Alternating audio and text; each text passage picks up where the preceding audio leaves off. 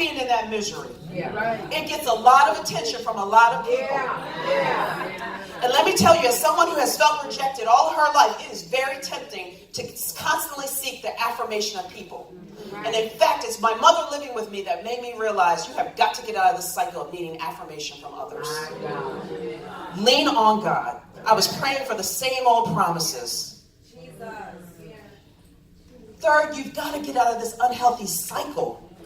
We're repeating bad behaviors, which is tied a little bit to being stuck in your brokenness. I was going to teach earlier about the woman at the well. You all know how much I love the woman at the well. Every time I read about her, that unnamed woman, who could be any of us, I think about she was stuck in the cycle of men.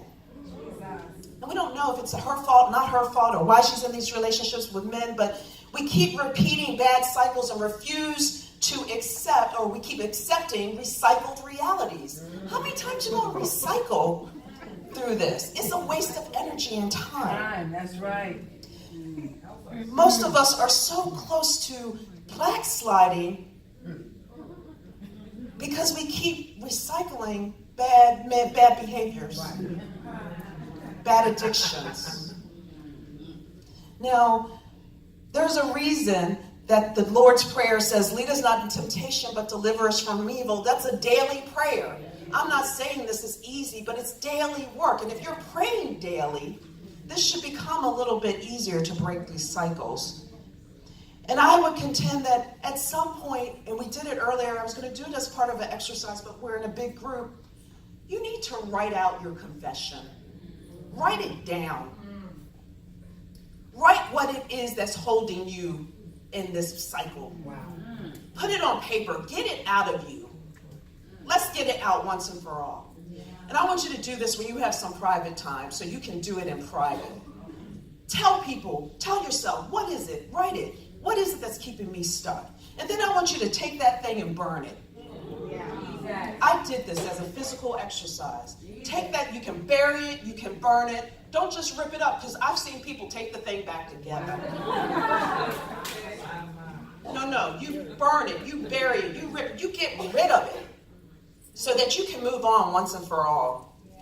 That confession will lead to your deliverance. There is no deliverance without confession. You cannot be delivered from what you don't acknowledge. So that might be why some of us are stuck in some cycles, because we ain't confessing what it is we stuck in. Now, I talked about that rejection. I made poor choices in men. They all had the same phenotype. That's how I knew my husband was the right one, because he did not fit the phenotype. I was like, Lord, really? I love him, but he didn't fit my phenotype. The phenotype, that's another word for it. They all look the same. Big, 280, tall, handsome, dark. But the phenotype. Those were poor choices for me. I was replicating a bad cycle. That constant need for affirmation. The constant need for perfectionism. For affirmation. Suicidal ideation. Been there. Still struggle. But the reality is, God has also allowed me to use those struggles to bridge over them, to also be successful in what you see as being successful. You got to recall those power of your memories and use them for good. And not let them debilitate you, but let your memories empower you as you move forward.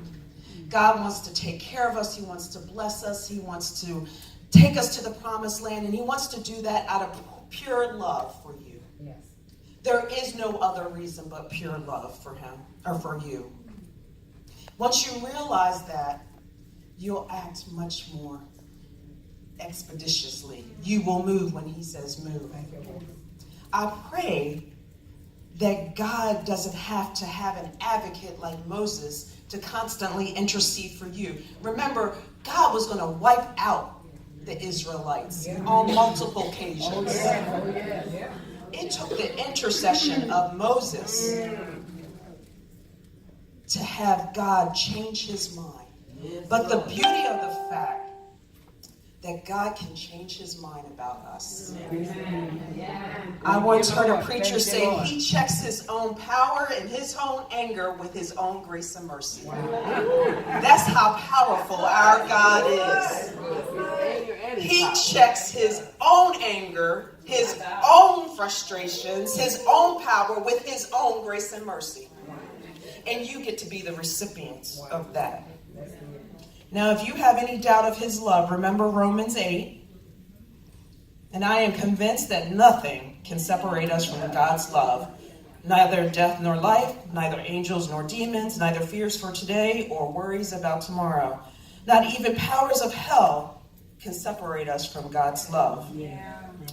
God's love, coupled with your conviction and your confession and your deliverance, will propel you to the promise.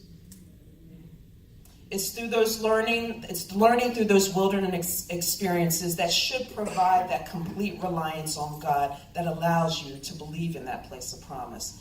Let your test become your testimony. We've heard that. Let your regrets become your report about what God can do. Let your past become your platform for promotion in God. Let your pain become your song unto God. Let your rejection become your relationship with God. And let your victimhood become your victory for God. God wants to teach you through this wandering process. The wilderness is not in vain. And I just want you to know that your deliverance isn't just for you. Your deliverance is for someone else. Your deliverance is for service. You're not being delivered for your stuff so you can have. You're being delivered so you can save with God. So that God can use you. He delivers us so that we can be leaders of the future. We can be Joshua. We can be the Joshua to Moses. Now Joshua, ultimately, after 40 years, if you take in his age, he spent more than 40 years with Moses, learning, cultivating. You need to become those trusted leaders. You're being called to leadership. Part of the movement is not just to move from the mountain, but part of the movement is to lead off the mountain. Help somebody behind you who wasn't here. Become a leader. And a leader, I don't mean you need position. You don't need the title. What you need is the character.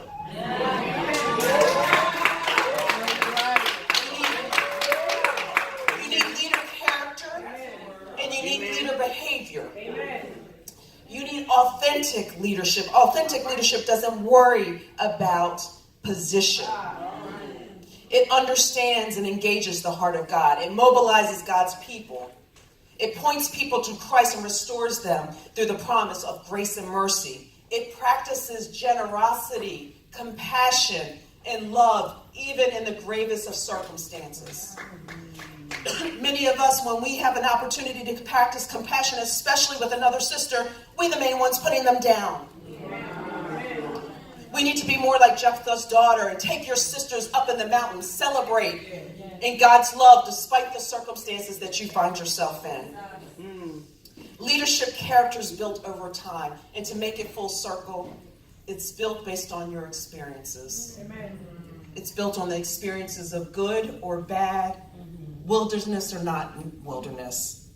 So when it's all said and done, your wilderness experience helps you to get out for you, but it also helps you become a leader. It's about moving yourself through this process with God. And finally, let me just say this.